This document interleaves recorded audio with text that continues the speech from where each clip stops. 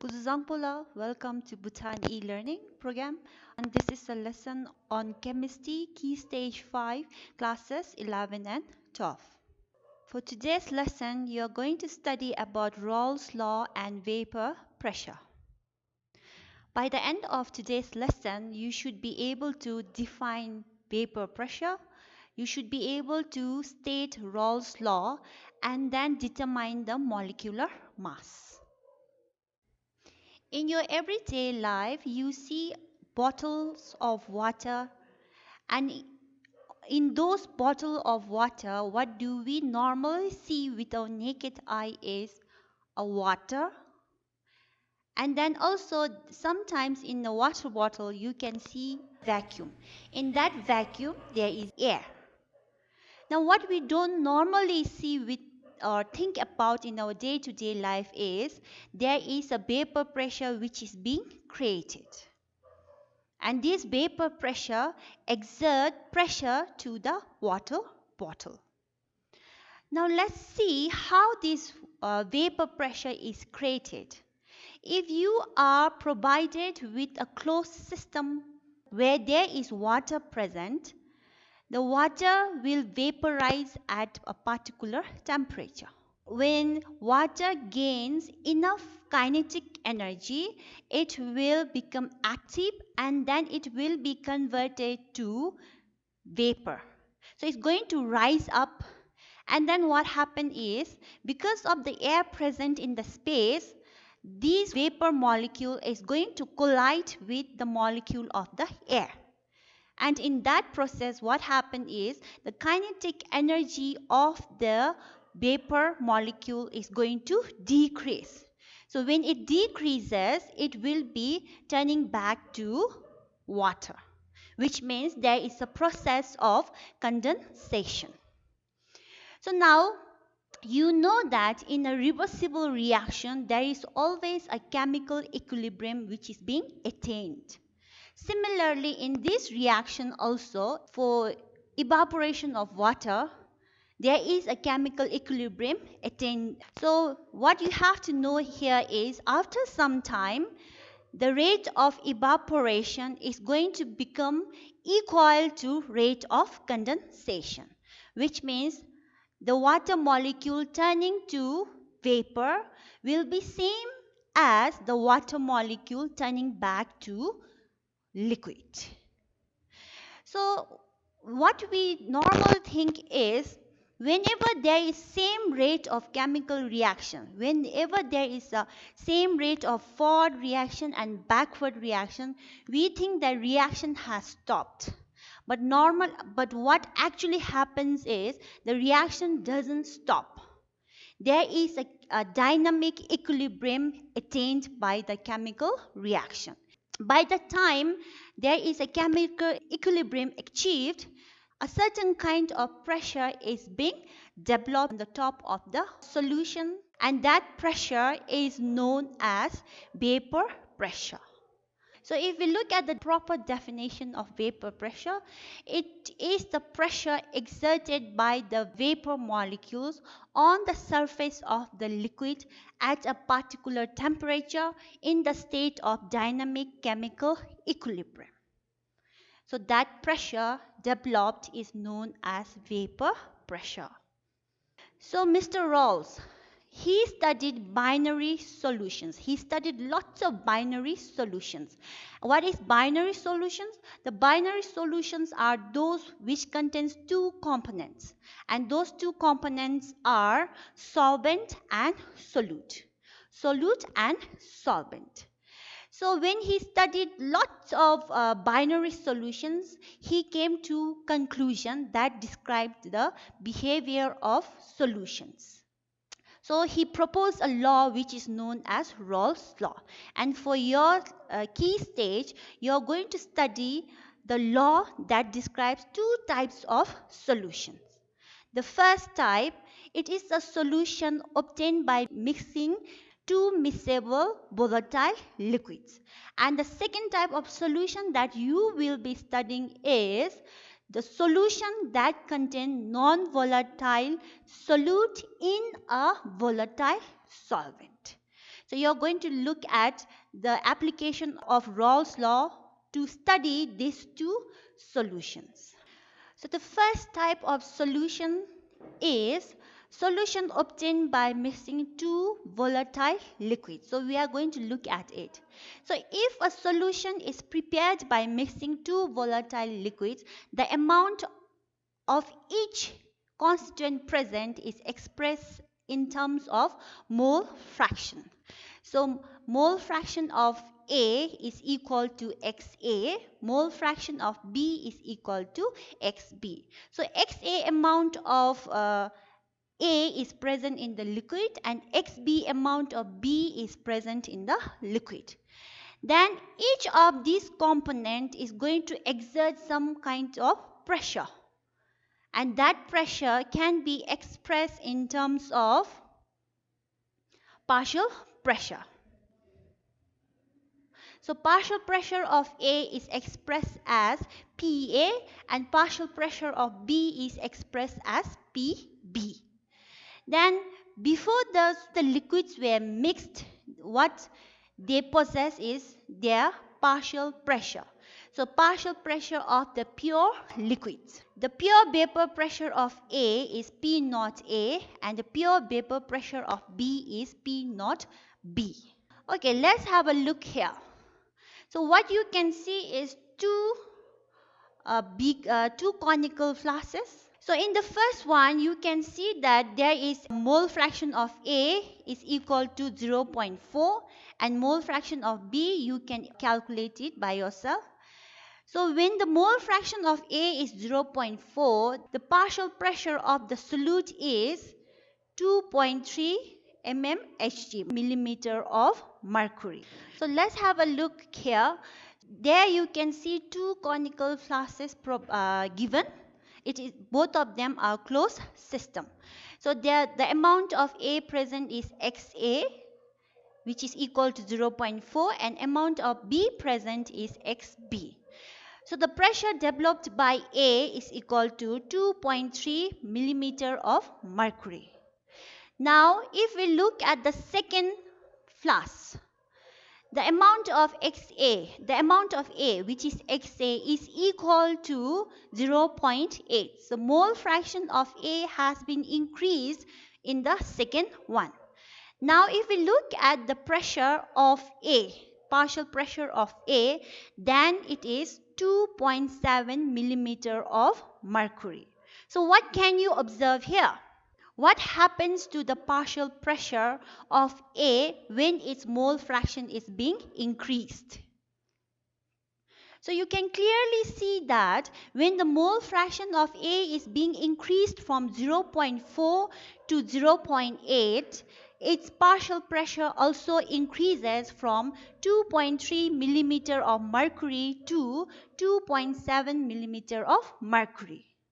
From this, what we can understand is first form of Rawls law. So what Rawls law states is, in a solution that contains two miscible volatile liquids, the partial pressure of each component is directly proportional to its mole fraction.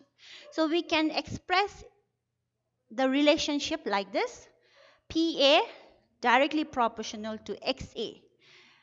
So this can be also written as PA is equal to P naught A times XA.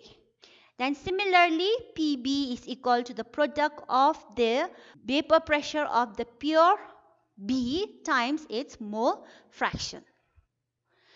So in that particular container or in that particular flask, what will be the total pressure exerted? What will be the total vapor pressure? So here what we have to think is, we have to think about the Dalton's law of partial pressure. According to Dalton's law of partial pressure, the total pressure is equal to sum of the partial pressure of each constituent. So we can use that law and apply it here. So vapor pressure of the solution is equal to partial pressure of A plus partial pressure of B. Now what we can do is we can substitute equation 1 and equation 2 in this equation number 3. So the vapor pressure of solution will be equal to the sum of partial pressure of A and partial pressure of. After substituting the equation, we get equation number 4. What do we already know about mole fraction?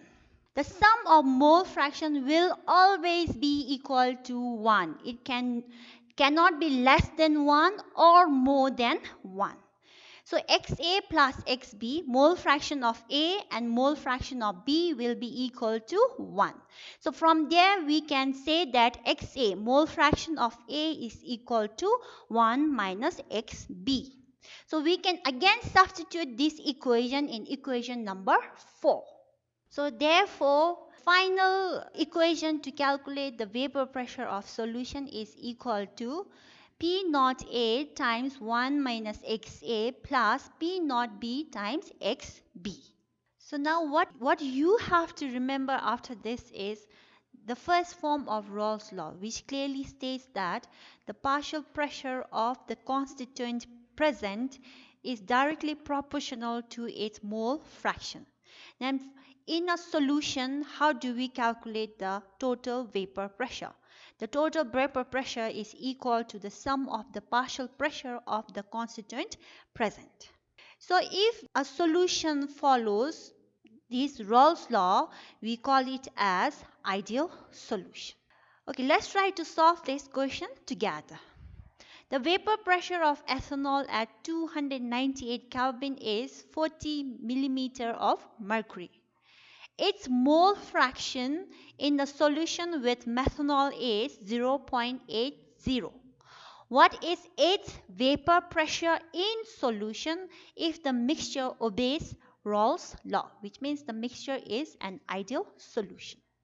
So let's look at the given or variables. So given, we can clearly see that the pure vapor pressure of A is being provided, which is 40 millimeter of mercury.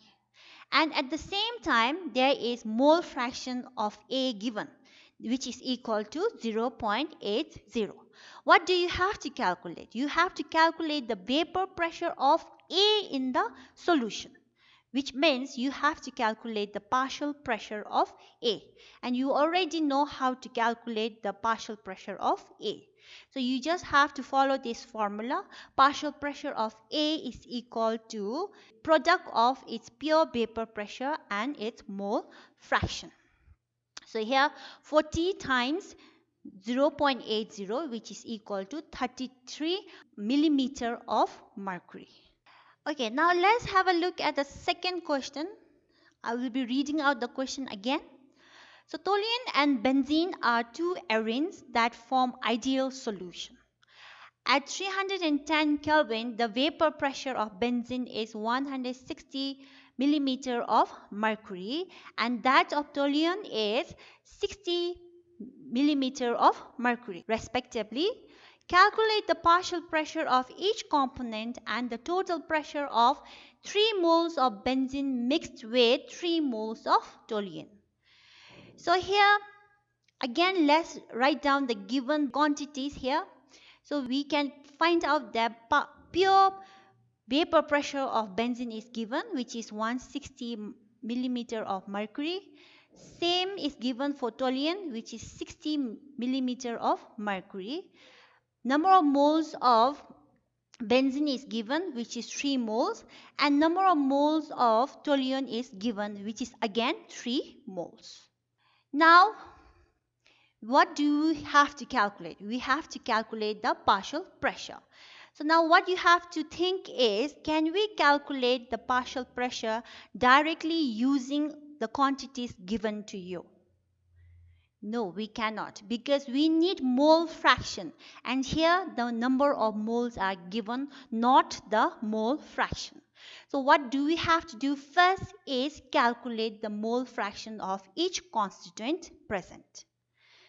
So you already know how to calculate the mole fractions. So mole fraction can be calculated for benzene by following this formula.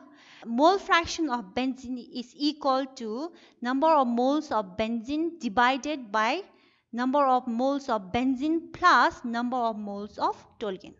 So which is equal to 3 divided by 3 plus 3, and the sum and the value you are getting is half. So mole fraction of benzene is half. Again, the same can be done to calculate the mole fraction of toluene. Again, the value is half. Now we have the value of mole fraction both for benzene and toluene. So now we can calculate their partial pressure. So partial pressure of benzene, you know the formula. It is a product between its pure vapor pressure and its mole fraction. So 160 times half mole fraction, which is equal to 80 millimeter of mercury. So partial pressure of benzene in the solution is 80 millimeter of mercury. And then for toluene, you can follow the same formula. And the value that you obtain is 30 millimeter of mercury. Now, second part of the question was to calculate the total vapor pressure of the solution. So you already know how to calculate the total vapor pressure of the solution. You just have to take the sum. So here 80 plus 30. So the total vapor pressure of the solution is 110 millimeter of mercury. We are done with the first type of solution. Now we are going to move to second type of solution. And in this second type of solution, the solution is made up of non-volatile solute and volatile solvent. So if you look at the pictures given here, you can see two flasks. In the first flask, you can see only volatile solvent present. Volatile, it means they are going to vaporize. So because of vaporization, there is development of vapor pressure, and that vapor pressure is equal to 3.4 millimeter of mercury. Now to that same solvent, what you are going to do is you are going to add non-volatile solute. So what happens to the vapor pressure of solution? The vapor pressure of solution is 2.3 millimeter of mercury. What can you conclude from here? What happens when a non-volatile solute is being added to a volatile solvent? You can clearly see that vapor pressure of the solution decreases. So the difference in the vapor pressure can be calculated using the formula given. So pure vapor pressure of the solvent minus vapor pressure of the solution. So vapor pressure of the solution will be lower because of addition of non-volatile solute. And we call this as lowering of vapor pressure. Now, why does the vapor pressure lower when you add non-volatile solute? So when you add non-volatile solute, the surface of the liquid, the surface of the volatile solvent is being covered by the non-volatile solute. So what does this do? It is going to decrease the rate of evaporation. If there is no evaporation, then the vapor pressure is going to decrease. So because of this, addition of non-volatile solute decreases the vapor pressure of solution. So in a solution that contains non-volatile solute and volatile solvent, non-volatile solute doesn't have any contribution to the vapor pressure of solution. So vapor pressure of the solution is only because of the vapor pressure, partial vapor pressure of the solvent. Okay, so now you can use first form of Raoult's law, which states that the partial pressure of the constituent is directly proportional to mole fraction here. So you can substitute this relationship in the equation. So vapor pressure of the solution of the solvent is equal to its pure vapor pressure times its mole fraction. Now what you can do is you can substitute this equation in the first equation given. So what do we get as a result? So on substitution, vapor pressure of the solution is equal to partial vapor pressure of the solvent present in the solution. So non-volatile solute doesn't have any contribution to the vapor pressure of the solution. So let's keep this equation as equation number 1. Now again we already know that sum of mole fraction is equal to 1. We can get from there we can say that mole fraction of solvent is equal to 1 minus X solute, mole fraction of solute. Again you can substitute the equation in equation number 1 and then you get the equation number 2. Now we can use the equation that we have derived in order to calculate the vapor pressure. So let's solve this.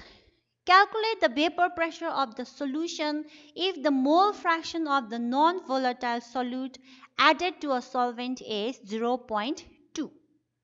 The partial pressure of the pure solvent is 230.67 millimeter of mercury. So P naught solvent, pure vapor pressure, the value is given, and then mole fraction of the solute which is added is 0.2. So from there you can easily calculate the vapor pressure of solution, which comes to 46.134 millimeter of mercury. Okay, now we are going to look at relative lowering of vapor pressure. If we rearrange the equation, vapor pressure of solution is equal to pure vapor pressure of solvent times 1 minus X solute, we get the formula P solution, vapor pressure of solution divided by pure vapor pressure of solvent. This is equal to 1 minus X solute. Now what you can do is make X solute the subject.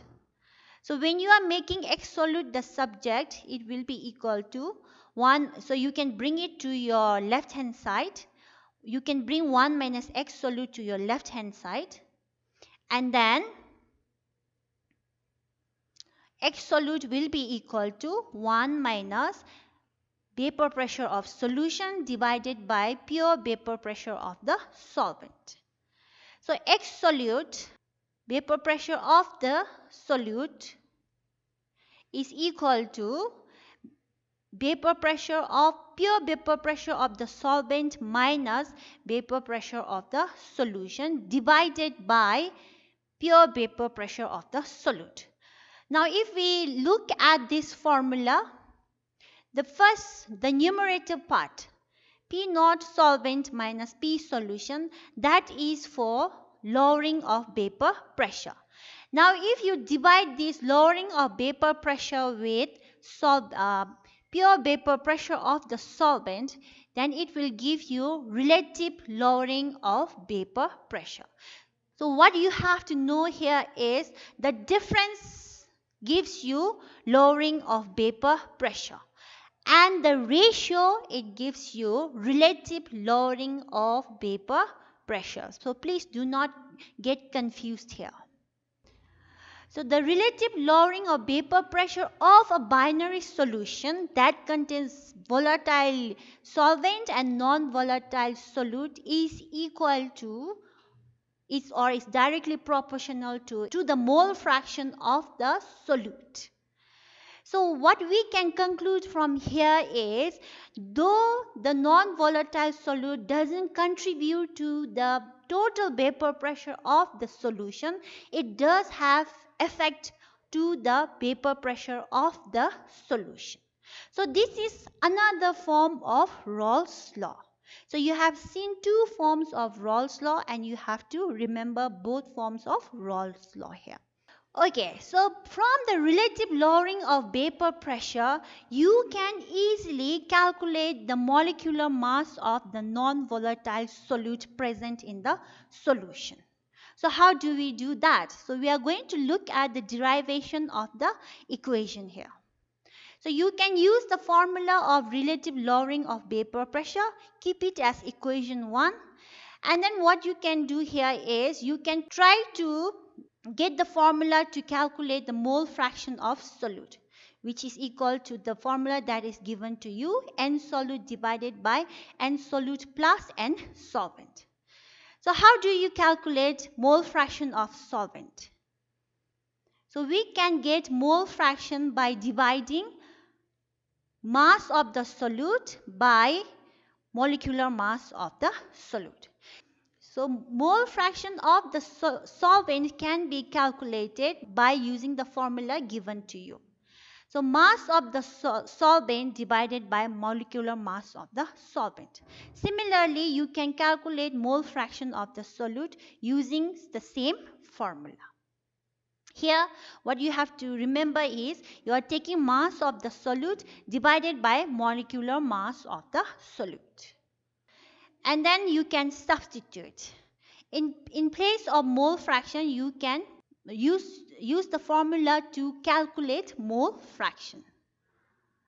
So you can substitute for each component. This is one form of formula to calculate the molecular mass of the solute. Now, in a solution, if the solution is dilute, if the amount of solute present in the solution is comparatively low than the amount of solvent present, what you can do is you can just ignore the amount of solute used in the solution. You can just ignore. The effect of the solute is negligible, so you can just ignore it in the solution. So as a result, we can have another formula. So relative lowering of vapor pressure will be equal to mass of the solute divided by molecular mass of the solute whole divided by mass of the solvent divided by molecular mass of the solvent. That can be equation number 4. Okay, now let's try to solve this question. So we have seen that relative lowering of vapor pressure can be used to calculate or determine the molecular mass of the non-volatile solute. So we are going to solve a problem. Urea forms an ideal solution in water.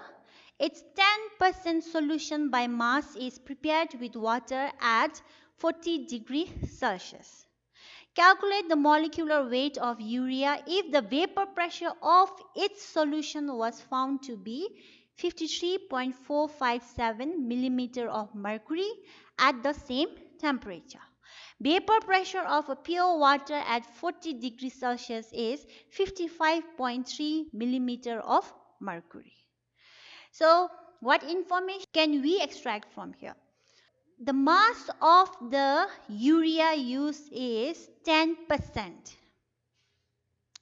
So we can say that mass of the urea is equal to 10 gram. This solution, the urea is mixed with water, and in that solution urea has 10 gram. So rest of the mass is because of the water. So the mass of water will be 90 gram. 100 minus 10, which is equal to 90 gram. Pure vapor pressure of the solvent is given, which is 55.3, and vapor pressure of the solution is given, which is 53.457. We already know the formula, we just have to substitute the values in the formula. Relative lowering of vapor pressure can be calculated using the formula given because the amount of the solute present is comparatively low than the solvent present. So the formula can be rearranged. So when you rearrange, you get the formula that is being provided. Now you substitute the values. So here from the formula we can see that we have to calculate the molecular mass of urea. So you just follow some simple mathematical rules and then you can see that the molecular mass of urea is 60. So relative lowering of vapor pressure is very useful in calculating the molecular mass of the non-volatile solute present in the solution. So I want you to explore on these three questions. Question number 1, a mixture of ethyl alcohol and propyl alcohol has a vapor pressure of 290 millimeter of mercury at 300 Kelvin. If mole fraction of ethyl alcohol is 0.65, calculate the vapor pressure of ethyl alcohol at the same temperature. If vapor pressure of propyl alcohol is 210 millimeter of mercury. Question number 2. Why is Rolle's law applicable only for the binary solutions? And question number 3. Write down the limitations of Rolle's law. So we are at the end of today's lesson. And from this lesson, I want you to take home three important messages. The first one form of Rolle's law states that vapor pressure of the liquid is directly proportional to mole fraction of the liquid. And another form of Rolle's law states that the relative lowering of vapor pressure is equal to the mole fraction of the solute present. And then third one, relative lowering of vapor pressure is useful in determination of the molecular mass of the non-volatile solute present in the solution. Thank you for attending my lesson today. Karinchela.